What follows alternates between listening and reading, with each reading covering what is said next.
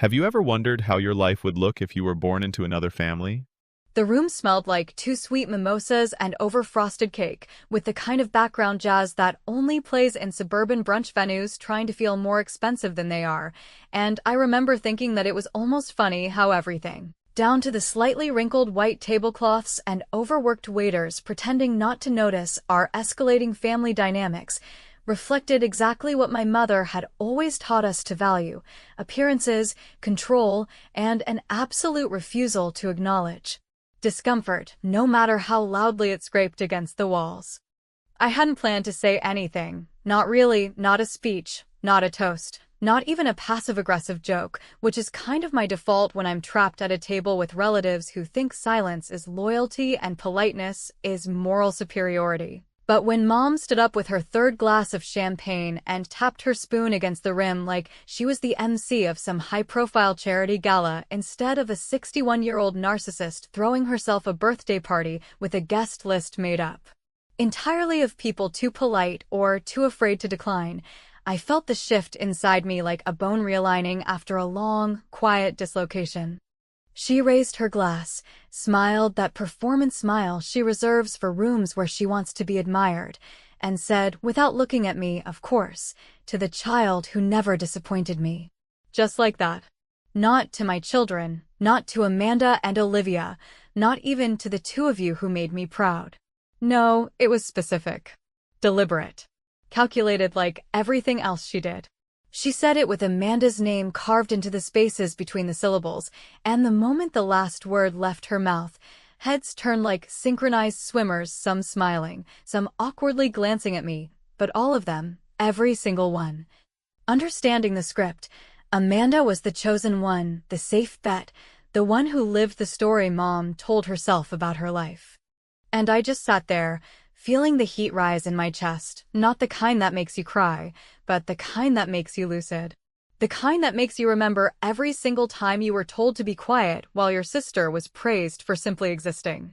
The kind that makes you reach into your purse, feel the weight of the envelope you'd debated bringing for 3 weeks, and realize that this moment, right here, was the moment you had been waiting for, not out of cruelty, but out of something that looked a lot like mercy wearing the mask of consequence.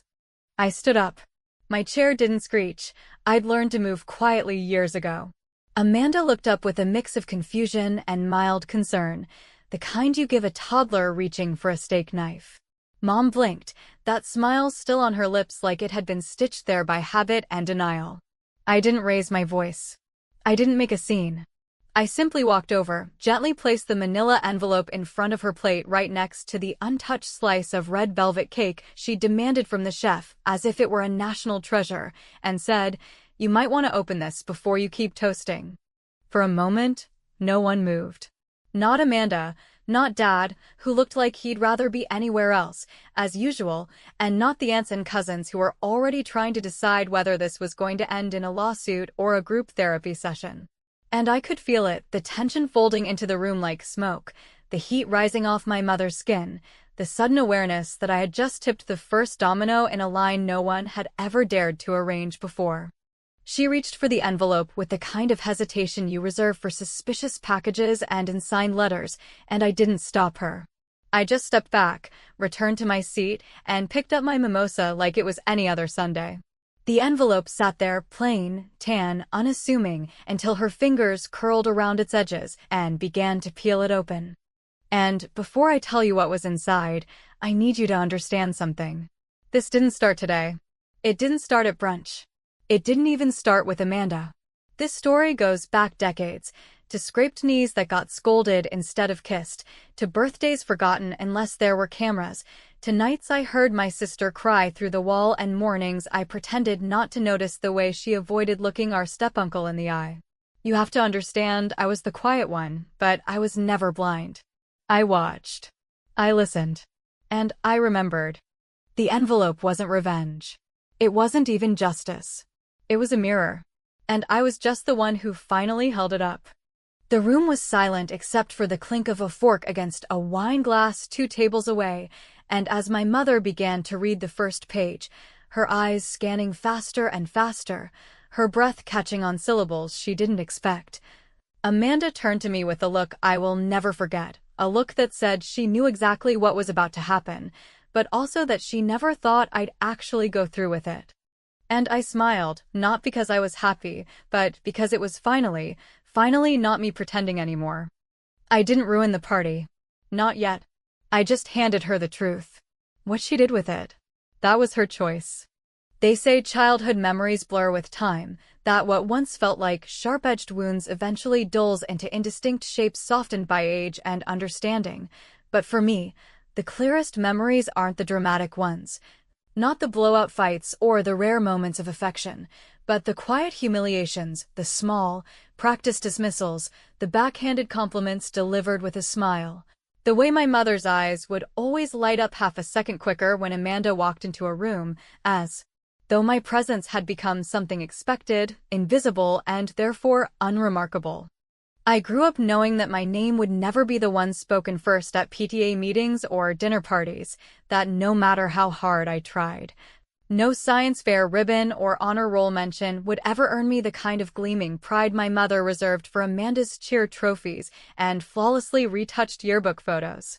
Amanda always had better hair, or at least that's how Mom explained it when we were 12, and she gave me a box of anti-frizz serum for Christmas, while Amanda got a new digital camera. She said it lightly, almost playfully, as if it were some unavoidable fact of nature like gravity or taxes, and I remember forcing a laugh, pretending I didn't feel the way the comment lodged in my chest like a pebble in a shoe I'd be forced to keep walking in. Amanda was sunshine, golden and photogenic, with the kind of effortless beauty that didn't have to work too hard to impress, and more importantly, she knew how to perform the role Mom had written for her, the sweet daughter, the polished achiever, the one who wore her charm like a perfectly ironed blouse and always smiled when the camera was on. I, on the other hand, was sharp where Amanda was soft, stubborn where she was obedient, and too curious for my own good, asking the kinds of questions that made adults shift uncomfortably and mothers sigh with the exhaustion of daughters they couldn't quite mold. By the time we were teenagers, the roles were carved in stone. Amanda was the one with the boyfriends who came to dinner and charmed Dad with sports talk, the one who never left dishes in the sink or slammed her door during arguments. I was the girl who came home with books instead of stories, who wore sarcasm like armor and rarely got invited to the same parties because Olivia's kind of intense. At family functions, people would ask Amanda about her college applications while I was still rinsing dishes in the kitchen, and when I got a full scholarship to a state university for a coding program no one understood. The applause lasted exactly 1.5 polite claps before someone turned the conversation back to Amanda's audition for a beauty pageant in Atlanta. But what they didn't see, what no one but me ever saw, was that Amanda's perfect exterior had cracks, and they were growing. I didn't catch them all at once, but there were moments that stuck out even back then. Like the night she climbed into my bed at 2 a.m, shivering and red-eyed, asking if I could promise not to tell Mom that she'd skipped her AP exam to go to a motel with some 20-year-old from her part-time job. Or the time I caught her practicing fake tears in the mirror before she told our parents she'd been dumped, even though she'd actually done the dumping after cheating on the poor guy for weeks. I kept her secrets, not because I felt obligated, but because it was the only currency I had. And part of me, deep down, wanted to believe that if I held her confidence long enough, one day she'd return the favor. But she never did. She went on with her golden girl narrative, even after college, where she majored in communications and dated a string of wealthy mediocrities who praised her beauty and never asked what she wanted out of life. Meanwhile, I was knee-deep in code, working 3 jobs to support myself while she posted bikini shots from Cancun and told everyone she was manifesting success. When Mom talked about Amanda, it was with the kind of reverence most people reserve for saints or celebrities. "She's just so poised," she'd say over lunch, ignoring the fact that Amanda had racked up $5,000 in credit card debt, or that she once left a dog-sitting gig 2 days early because she was bored. "She always makes good decisions." I didn't respond. I never did. Because it wasn't just that Mom believed in Amanda, it was that she needed to. Amanda was her personal success story, the proof that her mothering had worked, the shining example of her sacrifice and perfection. If Amanda cracked, so did the myth. And that's why I stayed silent. Not because I was weak, not because I wanted revenge, not even because I thought it was the right thing to do, but because I understood something my mother never did. That people only change when they're forced to look at the thing they've spent their whole lives pretending doesn't exist. And Amanda, whether she realized it or not, had become the thing my mother used to distract herself from everything else. The deaths. The lies. The letter. The letter Amanda wrote 10 years ago, the one she handed to Mom in a fit of guilt and desperation, begging her to believe me, to see what was happening in our house. I didn't know it existed until a year ago, when Amanda, drunk and freshly dumped by a fiancé who'd left her for a yoga instructor with a trust fund, confessed in a hushed, shame-soaked voice that she'd tried, once, to tell the truth. That Mom read the letter and said nothing. That she folded it, slid it into a drawer, and never mentioned it again. I didn't react that night. I just poured Amanda another glass of wine, listened to her cry about the mess she'd made of her life, and stored the information in the same compartment where I kept the rest of it, the secrets, the receipts. The years of being told I was overreacting when all I ever wanted was to be heard. But the letter changed things. It wasn't just gossip or speculation. It was evidence. And for the first time, I realized I had something that could make my mother really look at what she'd done. I didn't plan to use it, not right away. But once I found the rest, the emails, the texts, the photos Amanda had deleted but never scrubbed properly, I began to understand that the only way to survive a family like mine wasn't to be better or louder, or even to win their approval.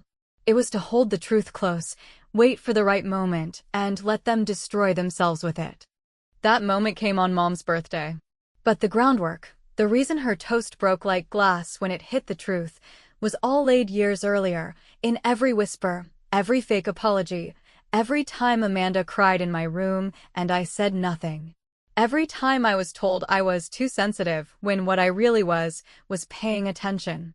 There is a kind of silence that exists only in families, a silence not born of peace, but of carefully constructed performance, where each word is filtered through a web of expectations, judgments, and invisible landmines. And every sentence carries the weight of 100 things left unsaid. Amanda mastered that silence before she mastered eyeliner or calculus, instinctively understanding what to reveal and what to conceal, which truths could be bent into flattering myths, and which realities had to be buried under stage smiles and holiday photo ops. By the time she was 25, she wasn't just playing a role, she had become it entirely, a curated version of herself built for public consumption. Polished to perfection and wrapped in a filter-heavy Instagram aesthetic that made strangers envious and our mother proud. While I spent my college years buried in projects, wrestling with broken code and caffeine-induced migraines in windowless computer labs that smelled like stress and fluorescent lighting, Amanda was flying to networking brunches and brand retreats, posting hotel room views and engagement ring teasers like they were chapters in a fairy tale she had the privilege of writing in real time. To the outside world, she was a rising star, the pretty, accomplished young woman who seemed to have it all figured out, complete with the handsome fiancé, the paid partnerships, and the parade of captions about gratitude and alignment. What no one saw, and what Amanda desperately needed no one to see, was the rot beneath the glitter, the compromises, the edits, the meticulously hidden fractures that threatened to collapse the entire structure if they were even slightly exposed. I never envied her success, not really, because I could see it wasn't real. What I envied, if anything, was the way people believed in her, the ease with which she could walk into a room and have it tilt toward her like she was the sun, while I stayed in the shadows, the girl with a sharp tongue and sharper memory. The one you invited out of obligation, not desire. But I also understood something Amanda didn't, that every illusion requires upkeep, and the more elaborate the lie, the more work it takes to keep it from unraveling. She had no idea that someone like me, quiet and overlooked, was the most dangerous person in the room, because I saw everything, and I remembered it all. It started as idle curiosity, the kind you nurture when you've been made to feel invisible for so long that you begin to observe everything with a kind of detached fascination, like a scientist studying a volatile subject behind glass.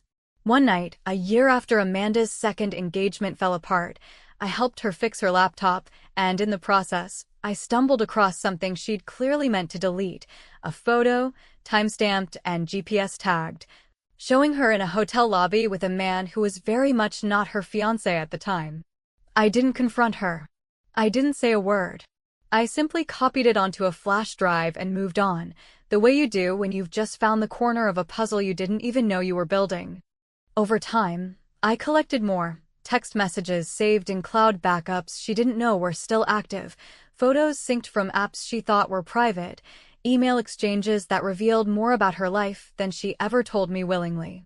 She wasn't malicious, not exactly, but she was selfish in that particularly performative way people become when they've never been held accountable, when they believe that charm is a substitute for integrity and appearances are more valuable than honesty. And as I watched her slide deeper into her own delusion, accepting awards for women in leadership while secretly trashing interns, hosting self-love webinars while begging men to love her back, I stopped feeling guilty for what I was doing. I wasn't spying. I was archiving. It never occurred to Amanda that I might be the one to break the silence, because I'd never done it before. For 3 decades, I had held my tongue, even when it bled, because in our family, silence was mistaken for respect, and confrontation was treated like betrayal. But I wasn't silent because I didn't know how to speak. I was silent because I was waiting for the right moment to speak in a way that couldn't be ignored, dismissed, or twisted into another version of events where I was the problem and she was the poor, misunderstood angel.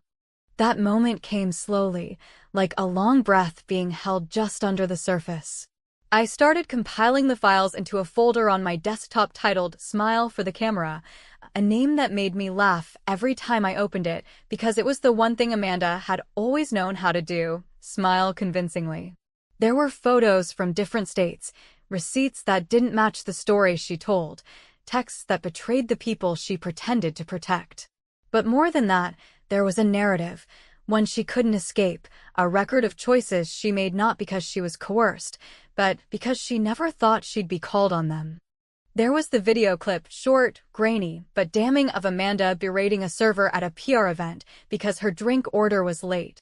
There were screenshots of flirty exchanges with married colleagues, peppered between captions about loyalty and growth. There was a PayPal transfer to someone labeled Danny Clinic that appeared 4 months before her public pregnancy announcement, and while I never asked for details, the timing said more than enough. The last item I added to the folder wasn't about Amanda at all. It was a PDF of the letter she'd written to our mother 10 years ago, the letter she gave me in tears during one of her breakdowns, the one I had scanned and saved as a kind of cruel insurance policy against the story our mother always loved to tell. That nothing bad ever happened in our house, and if it did, it certainly wasn't her fault. When I zipped the folder and printed the contents, organizing them by date and category, it didn't feel like revenge. It felt like preparation, not for a confrontation, but for a reckoning. And I didn't feel sorry, because every lie Amanda told, every photo she posted, every manipulated version of the truth she sold to the world, was a reminder of how much damage silence can do when it's weaponized by the people who are supposed to protect you. The envelope wasn't just a reveal, it was a boundary. A line in the sand between who I had been and who I refused to be anymore. And as I slid it into my purse that morning, adjusted my cardigan, and looked in the mirror one last time before heading to Mom's birthday brunch, I didn't smile. I didn't need to. Because for once, the camera wasn't on Amanda. And the story wasn't hers to control. There's a certain irony in how ritualistic my mother was about brunch. How she clung to that one predictable weekly performance of social grace and curated aesthetics as if it were a religious rite that could cleanse her of all the things she never wanted to admit. As if scrambled eggs and champagne flutes served under the soft light of overpriced chandeliers could somehow maintain the illusion that our family was a polished, enviable portrait rather than a collage of betrayals held together with thumbtacks and the constant pressure to smile for the sake of other people's comfort. Brunch, to her, wasn't about food or time together, it was a stage, and she was always the star, dressing in linen and pearls even in July, ordering exactly what she always ordered, pretending that calories didn't count if the food was arranged on a square plate. And that's exactly why I chose her birthday brunch, not a family dinner, not a phone call, not some messy showdown in a parking lot or a therapy session gone off the rails, but this, a room filled with her hand-picked guests and acquaintances, distant relatives who still thought Amanda and I were such a lovely pair, and that mom did such a wonderful job raising strong women. I chose it because it was her kingdom, the place where she performed most convincingly, and I knew that to pierce that illusion, to really make her see, it had to happen in the exact place where she believed she was untouchable. So when I placed the manila envelope next to her plate, just as the red velvet cake began to soften under the gentle weight of room temperature, and watched her fingers hesitate before sliding it open, I wasn't being cruel, I was being deliberate. I wasn't raising my voice or throwing a tantrum, because theatrics were her language, not mine. I had no intention of giving her the opportunity to twist this into another story where she was the victim of her ungrateful daughter's emotional instability. No, what I was doing was simpler and far more dangerous. I was handing her the truth, printed and categorized, stripped of interpretation, unpolished and cold, and watching what she would do when her audience was forced to look at it with her. At first, she didn't react. Her face didn't contort into the kind of rage I'd seen in childhood when I challenged her version of events, nor did she feign confusion or slip into one of her high society sighs that usually ended with some variation of, "Can we please not do this right now?" Instead, she read. Her eyes moved slowly, methodically, and I watched the way her fingers stiffened as she turned each page, the way her breathing shallowed, the way the room around her, full of chatter and clinking glasses, began to dissolve into a blurry white noise as she realized that the carefully edited fantasy she had built for herself had developed cracks so wide they could no longer be ignored. Amanda, sitting 3 chairs away, had frozen mid-smile, her fork still hovering above her half-eaten fruit tart, and even from where I sat, I could see the flicker of dread pass across her face, not because she didn't know what was in the envelope, she did, but because she never thought I would dare to make it public, never thought I'd take something that had, until now, been buried beneath a mountain of mutual silence and sisterly truce and place it under fluorescent lights for everyone to see. Her hands curled under the table, fingers clenched around the hem of her dress, and for once, Amanda, always so poised, so perfectly rehearsed, looked like a child waiting to be punished. Dad, predictably, did what he always did in moments of emotional discomfort. He stood up, mumbled something about needing air, and disappeared toward the patio with the glass doors, leaving behind only the sound of his unfinished coffee cup settling on the table like a period at the end of an incomplete sentence. He was never one to fight, never one to intervene, never one to shield or support, just a ghost of a man who kept his head down and his opinions to himself, as if emotional negligence was a valid parenting strategy. As Mom turned to the final page, the letter, Amanda's letter, the color began to drain from her face, not in dramatic gasps or tears, but in the subtle, undeniable way that happens when someone begins to realize that the story they've been telling themselves about their life might not just be flawed, but entirely false. The letter wasn't long, less than 200 words, written by a version of Amanda who had been young and scared and, for once, brutally honest. It was dated 10 years ago, folded neatly with no signs of wear, and addressed not to me, but to our mother, a letter I had no business having, except Amanda had given it to me in a moment of weakness, never imagining I would use it. In the letter, Amanda admitted that she had known something was wrong for a long time, that the things happening to me weren't okay, that I wasn't just sensitive or prone to drama, that the man we called Uncle Ray had crossed lines that no child should have to navigate, and that she had gone to Mom, begged her to listen, to protect me, to believe me. And Mom's response, written in her own hand in a note paper-clipped to the back, had been cruel in its simplicity. "Let's not bring this up again. It'll only cause more problems." The silence that followed that page was thicker than anything I'd ever experienced. No one moved. The table, once alive with laughter and idle gossip, now sat suspended in a kind of stunned paralysis.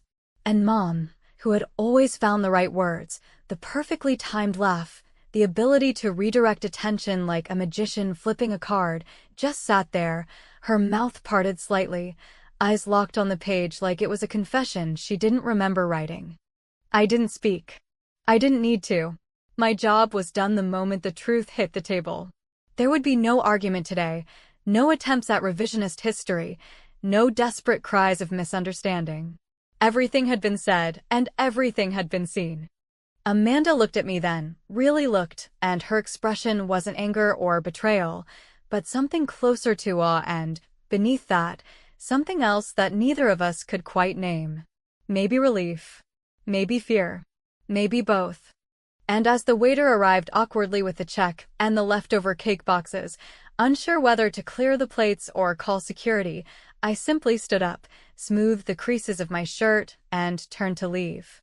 Behind me, Mom still hadn't moved. She sat frozen in a chair surrounded by all the evidence she had worked her whole life to pretend didn't exist. And the last thing I heard before I reached the door was Amanda's voice, not loud, not pleading, just quiet and flat. "What do we do now?" But I didn't turn back. Because the answer was never mine to give. There's a strange kind of quiet that follows the unraveling of a myth, the kind of silence that doesn't feel like peace or conclusion, but rather like a vacuum, an absence of noise where something loud and relentless used to be. Something that filled every room you entered and shaped every conversation you had, something that used to live in your chest and tell you who you were allowed to be. And when it finally disappears, when the scaffolding of someone else's fantasy about your life collapses in real time, not with drama or explosion, but with the quiet inevitability of truth, it doesn't feel like victory. It feels like stillness. And the stillness, at least for me, was more disorienting than the chaos ever was. I didn't go back to the table, not even to collect the leftover cake or the gift I had brought more out of protocol than sentiment. I walked out of that restaurant without saying goodbye to anyone, without glancing over my shoulder to see if Mom had finally lifted her eyes from the papers in her hands, or if Amanda had started crying in earnest, and without wondering whether Dad had decided to light a cigarette he swore he quit or simply stood outside pretending to be on a call so he wouldn't have to face the emotional wreckage piling up like broken plates behind the French doors. I just walked, one foot in front of the other, into the bright afternoon sun, which felt far too cheerful for what had just happened, but somehow perfectly fitting, like the universe was insisting that life would keep moving forward whether my mother's version of reality survived the day or not. I had no plan for what would come next. No speech prepared for the phone calls I assumed would start within the hour. No rehearsed monologue for Amanda if she decided to show up on my doorstep, sobbing and furious and desperate to rewrite the ending of the story I'd so publicly corrected. I didn't need one. I'd already said everything that needed to be said without raising my voice. I had done the thing that no one in our family ever dared to do. I broke the silence not with vengeance or spite, but with facts, with evidence. With the carefully preserved pieces of a history no one wanted to acknowledge, but everyone had quietly agreed to uphold. But the strange thing about truth, especially the kind that's been kept under wraps for years, is that it doesn't just affect the person it's aimed at. It echoes. It seeps into the cracks of every conversation that came before it and reshapes them in hindsight, forcing everyone involved to re-examine the things they thought they knew and the roles they were comfortable playing. And in the days that followed the brunch, I watched that echo unfold in ways I hadn't anticipated. Amanda called first, of course. She waited almost 24 hours, which told me she was still trying to decide how to spin it, still hoping to regain some version of control over the narrative. When she finally spoke, her voice was shaky but sharp, laced with a kind of wounded confusion that only someone who has always been protected can project. "You didn't have to do it like that," she said, as if the method was the crime, as if the location of the truth was more offensive than the lie it exposed. I didn't apologize. I didn't comfort her. I just told her something I should have said years ago, that protecting her had always come at the cost of myself, and that while I understood her choices, I was no longer willing to carry the burden of our mother's denial for either of them. What surprised me most was the second call, an aunt from my mother's side, a woman who had spent most of my childhood parroting my mother's judgments as gospel, who once told me that being too observant was ungodly for a little girl. Her voice, when she called, was low, measured, and careful, like she wasn't sure I would even pick up. She didn't ask for details. She didn't offer excuses. She just said, "I think I owe you an apology." I should have seen it. We all should have. And while her words didn't change anything, they did confirm something I'd only suspected before, that the silence in our family wasn't born from ignorance, but from complicity, from a shared agreement to prioritize ease over truth, appearance over integrity. As for my mother, well, she didn't call at all. Not that day, not the next, not the week after. She went silent in the way only someone truly cornered can go silent, retreating into herself, waiting for the chaos to blow over, hoping, perhaps, that time would allow her to spin a new story in which she was the misunderstood matriarch, unfairly ambushed on the day meant to celebrate her.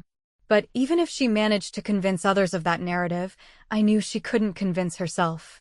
Because now, every time she opened a drawer, she'd see the letter. Every time she looked at Amanda, she'd see the guilt. And every time she looked in the mirror, she'd see the one child who didn't stay silent. I didn't feel triumphant. I felt relieved, maybe, but not in the way people think. It wasn't about winning or getting the last word or proving a point. It was about release, finally letting go of the desperate, lifelong need to be believed, to be seen, to be something other than the family's designated scapegoat. It was about walking away from a version of myself that had been shaped entirely by other people's blind spots and expectations and deciding, once and for all, that I no longer owed anyone the comfort of my silence. Sometimes I wonder what would have happened if Amanda had kept the letter to herself, if she had never broken down that night or slipped it into my hand like a confession she hoped would absolve her. Would I have still reached this point? Would I have still found the courage to lay everything bare in front of a room full of people trained to look away? Or would I have simply grown older in silence, carrying the weight of unspoken things until it hardened into something I mistook for resilience? I don't know. And maybe it doesn't matter.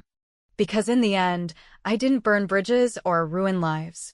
I didn't scream or demand revenge. I didn't even ask for an apology.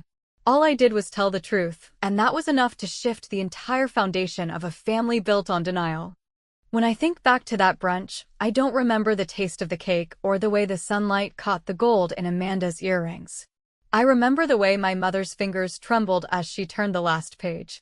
I remember the look Amanda gave me, the one that said she hated me and admired me in equal measure.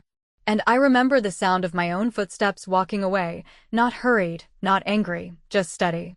Because not all daughters stay silent. Some of us learn to speak with precision.